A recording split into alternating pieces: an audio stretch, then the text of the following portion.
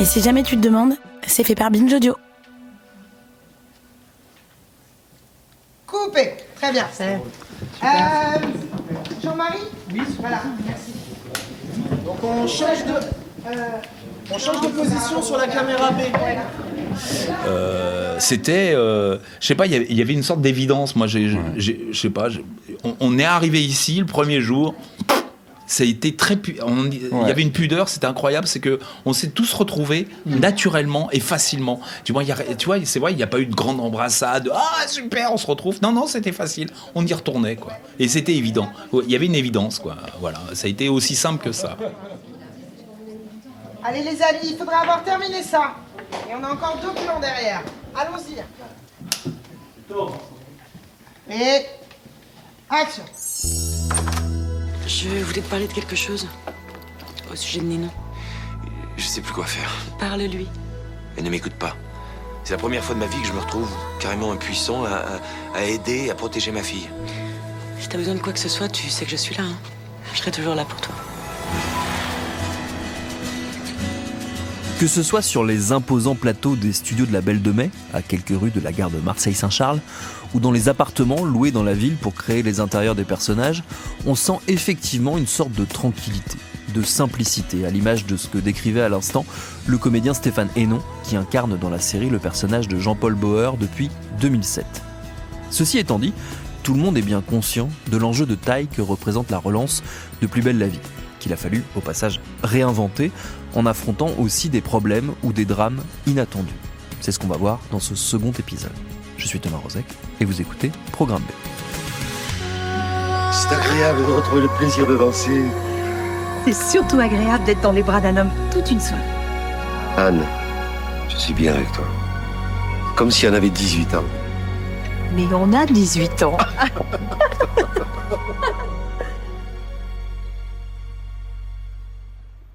C'est une série qui est vieille, qui est super, mais il faut, quitte à s'interrompre, il faut recommencer sur une page blanche la manière d'organiser. Clémentine Planchon, productrice. Malgré tout, attention, c'est pas du tout ce qui était avant, c'était pas bien, il faut pas le refaire. On a gardé plein de choses dont on était fiers et qu'on savait bien faire. C'est aussi Plus belle la vie qui finalement a donné les outils aux autres séries derrière. Les gens qui ont créé les autres séries quotidiennes, je trouve à peu près tous passés un moment de leur vie sur Plus belle la vie. C'est Plus belle qui a instauré un système de fabrication tel qu'il est. Après, c'est plutôt qu'on a pris ce qui marchait bien et on a essayé de modifier ce qui marchait moins bien parce que voilà, il y avait des complexités qui étaient celles d'avant et qu'on n'a peut-être plus aujourd'hui. Alors on en a d'autres, hein, mais voilà, ça nous a permis quand même de balayer un peu tout ça, de s'aérer et de se renouveler. L'idée, c'était pas qu'on revienne tous avec nos petits cartables, se remettre dans le même bureau, à la même place et on recommence. Non, justement, c'est une adaptation, on repart, donc on change beaucoup de choses. Donc c'est l'organisation des équipes, la manière de travailler. Un des enjeux qu'on avait, c'est qu'entre-temps, dans ces 18 années, sont arrivées quand même 3 autres séries quotidiennes qui sont qualitatives en termes de rendu d'image et on pouvait plus avoir de Plus belle la vie à la traîne. Ça, c'était impossible. Donc il fallait qu'on travaille vraiment la valeur ajoutée de notre image. Donc c'est passé par des décors qui sont crédibles, dont on peut se dire si ça se trouve c'est un décor naturel, c'est ça l'enjeu d'un décor en studio. Et ça passe aussi par l'image, on a changé les caméras, on a eu une chance inouïe d'avoir les caméras qu'on a aujourd'hui et dont on est vraiment très très satisfait. On a éclairé davantage en LED, donc ça c'est aussi évoluer avec son temps et moderniser notre rendu technique. Et ça se voit à l'image aujourd'hui, on est très satisfait de ça. Et c'est passé jusqu'à même repeindre les bureaux, changer la petite déco des bureaux pour aussi donner cette sensation aux équipes quand elles viennent, ceux qui étaient déjà là, qui ne sont pas exactement au même endroit. Il nous fallait un peu de fraîcheur. Ça participe à confirmer que c'est bien une adaptation, une nouvelle série qui s'écrit. J'ai été chargée d'abord d'écrire une nouvelle Bible. Mariam Amida, scénariste, directrice de collection de la série. Puisque même si on va chercher Plus belle la vie, on crée une nouvelle série pour TF1, c'était un enjeu important pour la chaîne. Alors une Bible, ça porte bien son nom, c'est la genèse, c'est la genèse de l'univers, c'est-à-dire qui sont les personnages, d'où ils viennent, quel va être leur destin, les décors, les arches principales, le ton générale, la durée des épisodes, etc. Puis maintenant, je supervise l'atelier Arche, je supervise l'atelier séquencier et je fais le lien avec l'atelier dialogue. Donc je suis à la fois sur la programmation des arches A, des arches B, sur la gestion de l'équipe, parce qu'il fallait à la fois garder un esprit, une couleur, parce qu'il y a des fans qui attendent cette série, et à la fois créer une nouvelle série, parce qu'il était hors de question d'exclure des nouveaux téléspectateurs qui allaient découvrir sur une autre chaîne cette nouvelle série. Pour eux. Donc il y a eu un exercice un petit peu d'équilibriste et de recréation. Vraiment, on a créé c'est assez curieux, on a créé une nouvelle série qui a le goût de Plus belle la vie, mais qui n'est pas tout à fait Plus belle la vie, qui est Plus belle la vie encore plus belle. Donc des nouveaux personnages, des nouvelles histoires. Le plus important aussi, c'est qu'on avait perdu tous les décors qui avaient été détruits. Donc ça c'est pareil, c'était une forte identité de la série, donc il faut passer au-dessus et réinventer un quartier et de nouveaux liens. Alors on a augmenté un peu la part d'extérieur et c'est surtout l'arène principale qui est donc la place où se trouve le café, le cabinet médical, le commissariat. Cette place est en extérieur, alors que la place Mistral des 18 premières saisons était en studio. Donc ça a évidemment augmenté beaucoup la part d'extérieur. Et l'autre chose qui est différente, c'est qu'on a beaucoup travaillé la lumière de studio, de manière un peu différente. On est allé dans des hautes lumières plus fortes, qui fait que les décors en studio font beaucoup moins studio, en fait.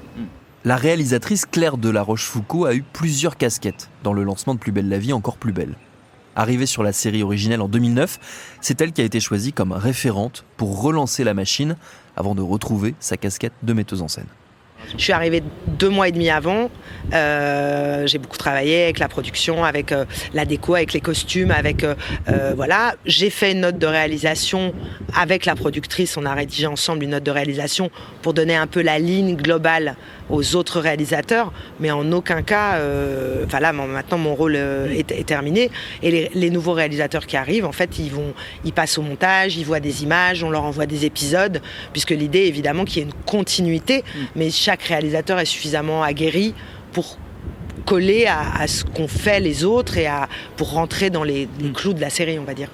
Bien sûr, chacun va pouvoir glisser sa patte, sa spécificité, que ce soit au niveau de la direction d'acteur, que ce soit chacun a une manière de travailler un peu propre, mais évidemment il faut que l'ensemble soit homogène. On se connaît tous, il y a une très bonne entente. Là, les réalisateurs qui sont en prépa passent me voir sur le plateau. Moi, quand j'étais en prépa, j'allais voir ceux qui tournaient.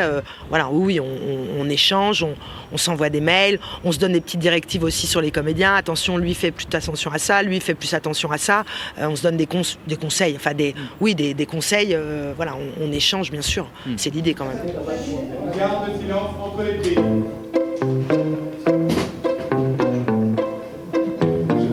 T'es pas dessus, Loïc. T'as pas mis la valeur.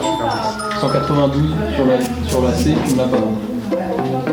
Il y a à peu près 150 personnes qui travaillent par jour. Clémentine Planchon, productrice. Ça inclut des auteurs, des comédiens, des gens qui travaillent dans les bureaux, qui font le lien entre toutes les équipes, la coordination, mais la coordination, ça va de la logistique à l'administration, à l'écriture, à l'artistique et au planning, en gros, et à la com, bien sûr.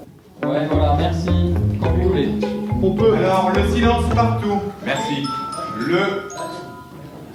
Et on a ensuite les gens des équipes de tournage.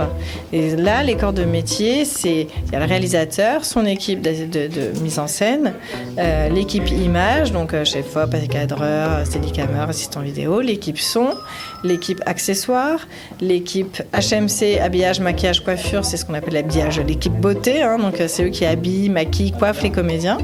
Et la régie, élément phare qui s'occupe de toute la logistique, l'intendance, les autorisations de tournage et toute la déco qui est à la fois tournage et amont du tournage, puis ils anticipent, eux, les demandes pour préparer nos décors. On a du mal à imaginer qu'il existe des coins de paradis comme ça.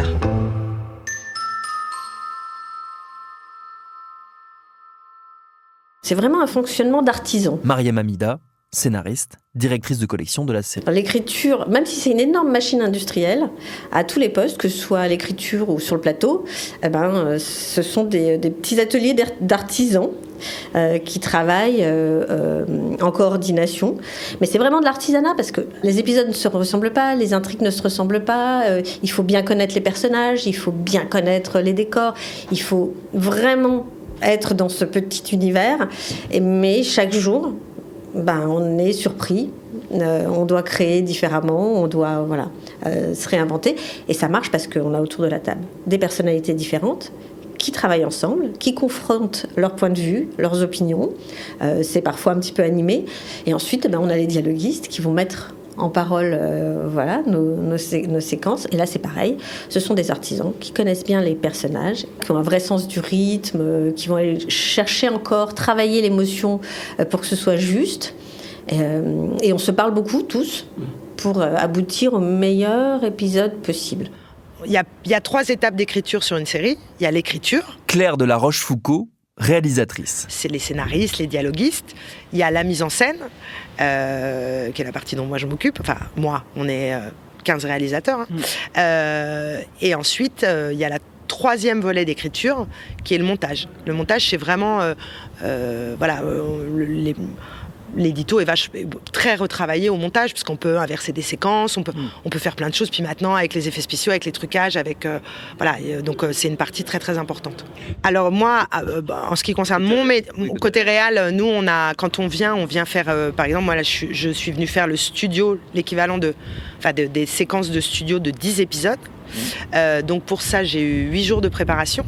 Donc il y a d'abord un travail de bureau où on a des réunions avec la déco, avec les accessoires, avec l'écriture, avec la productrice qui nous donne un peu aussi ce qui l'importe le plus. Donc ça, on a 8 jours de préparation. Ensuite, on a 9 jours de tournage. Et puis après, on livre nos images, évidemment, à une partie très très importante de la fabrication, qui est la post-production.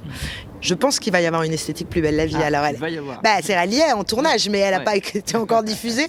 Mais je pense que les gens vont être étonnés quand ça va être diffusé. Ça vient beaucoup des nouvelles caméras. Je crois qu'on a une des premières séries à tourner avec ces caméras Arri qui ont un grain, qui font un peu moins vidéo. On peut travailler sur plein de choses. Je ne vais pas rentrer dans des détails techniques, mais ça va vraiment amener une nouvelle image.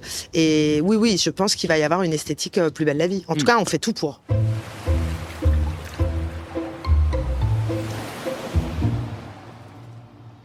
Si l'image, la lumière, les décors changent pas mal la donne, les fans de l'ancienne version ne seront pas totalement perdus, puisqu'ils retrouveront pas mal de situations et de visages connus.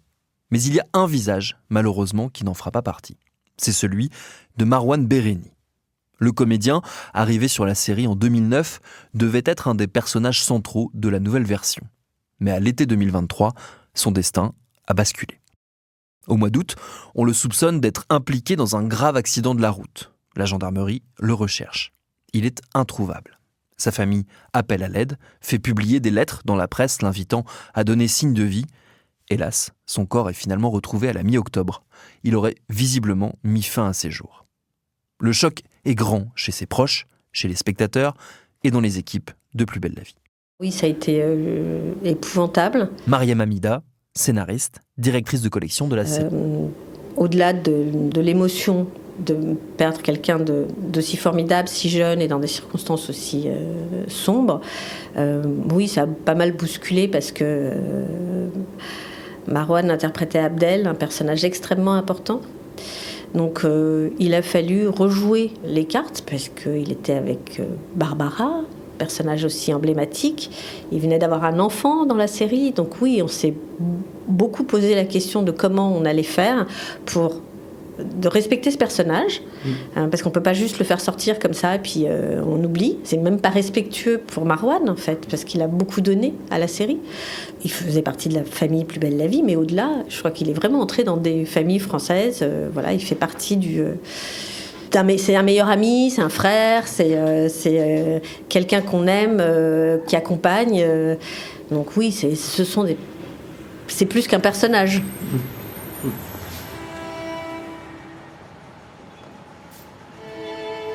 Dans les bureaux de la production à Marseille, au-dessus d'un tableau blanc rempli d'infos sur les nouveaux tournages, une photo de Marouane Béréni souriant est accrochée. L'acteur est forcément dans un petit coin de l'esprit des uns et des autres, même sans doute de celles et ceux qui ne l'ont pas croisé, les nouveaux comédiens qui viennent de rejoindre la série et qui ont été accueillis par les vétérans, dont Jérôme Bertin et Stéphane Hénon. Ça renouvelle. Je veux dire, on va avoir une fraîcheur. Voilà, juste, c'est des nouvelles aventures avec des nouveaux personnages avec qui ça s'est tout de suite très bien passé. Et d'ailleurs, la plupart nous ont dit, c'est incroyable d'être accueillis comme on l'est. Et ça, je pense que c'est aussi une des traditions de Plus belle la vie. Oui, voilà, la bienveillance. Plus belle la vie, c'est vraiment la bienveillance sur cette série. Tous les gens qui arrivent sont toujours très étonnés en fait de la façon dont ils sont reçus. Ouais, parce que Plus belle la vie, ça parle du vivre ensemble, et c'est pas juste pour en parler. Nous, on le vit vraiment. Donc, quand il y a des gens qui arrivent, on fait en sorte qu'ils se sentent aussi bien que nous on sent. Donc, c'est beau quand même. On est sympa. Il faut venir à Plus belle. Hein. Franchement, on est sympa. Ouais.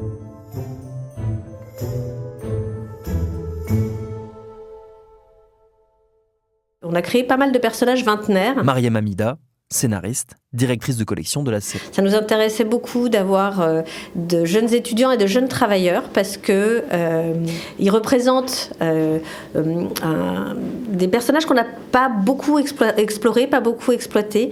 Et j'aime assez l'idée d'aller chercher des sujets autour de ces jeunes étudiants dont on a beaucoup parlé et qui traversent pas mal de difficultés, de ces jeunes travailleurs qui regardent le travail, l'avenir très différemment d'il y a 20 ans. Donc c'est un nouveau regard, une nouvelle dynamique. Donc on a pas mal de personnages comme ça qui vont venir régénérer un peu nos plus anciens personnages. Et puis on a des surprises que vous découvrirez en regardant la série. Alors ça, c'est quelque chose qui va continuer, oui, bien sûr. On va essayer au maximum de coller à l'actualité, comme c'était le cas avant. Claire de la Rochefoucauld, réalisatrice. On a envie que cette série soit en même temps un petit moment de cocooning, de bonheur, de moments où les gens se réconfortent en entendant parler d'eux, mais de manière réconfortante. Je dirais que réconfortant, c'est un peu ce qui nous anime.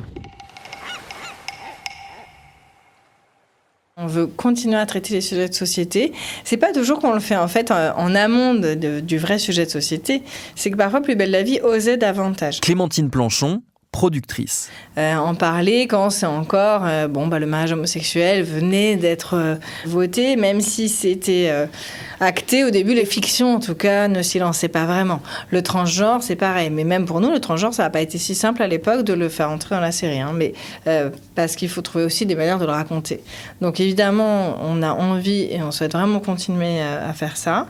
Après à nous de trouver aussi les histoires qui permettent de le raconter, mais il y a je pense qu'il y a une vraie demande aussi de la part de TF1 parce que c'est maintenant qu'ils ont 3 séries quotidiennes, c'est important qu'elles se démarquent les unes des autres, et ça peut être aussi un point sur lequel on va essayer de continuer à se démarquer. On a toujours à la fois des purs sujets de société puis des sujets comme ça qui traversent de toute façon toutes les époques. Claire de la Rochefoucauld, réalisatrice. On a envie d'aller beaucoup vers des sujets sur les femmes. On va parler de la charge mentale, on va parler du consentement, on va parler de sujets qui sont dans l'air du temps, dans toutes les générations. C'est le sel parce que ça permet justement de discuter, de créer... dans la discussion, on a qui sont d'accord, pas d'accord. Nous, on essaye d'être assez équilibrés dans les points de vue. Mais on va continuer de venir gratter un peu les sujets de société sans restriction, je veux dire. C'est notre identité. Je peux m'incruster ? Ouais, vas-y.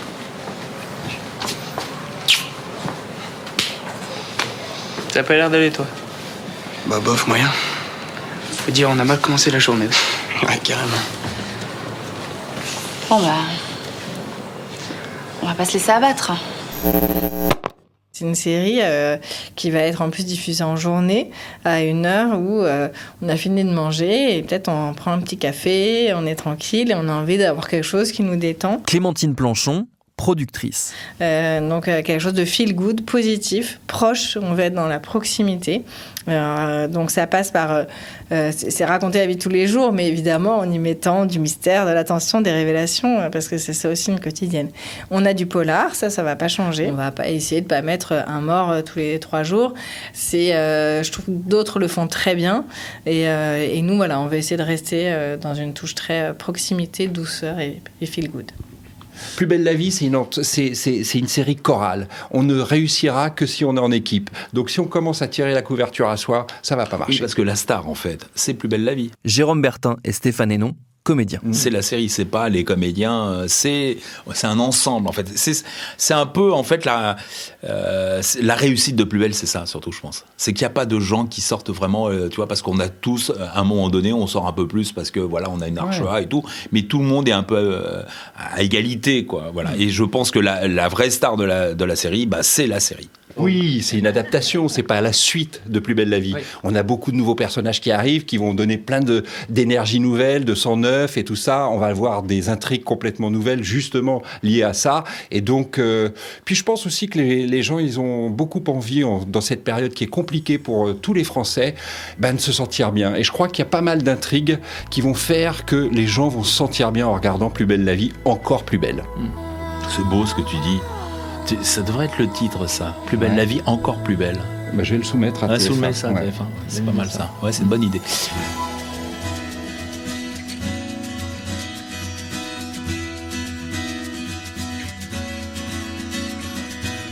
Merci aux équipes de Newen Studio et de Plus belle la vie, encore plus belle pour leur accueil chaleureux. Merci à Claire de la Rochefoucauld, Clémentine Planchon, Mariam Hamida, Stéphane Hénon et Jérôme Bertin pour leur temps et leurs réponses. Merci tout particulièrement à Élise Florio et Gersande Faccini-Caranoni qui ont grandement facilité le tournage de ces 2 épisodes de Programme B, un podcast de Binge Audio préparé par Charlotte Bex, réalisé par Paul Berthiaud. Tous nos épisodes, les anciens comme les nouveaux, sont à retrouver sur toutes vos applis de podcast préférés. Cherchez-nous sur Internet si vous voulez nous parler et à très vite pour un nouvel épisode.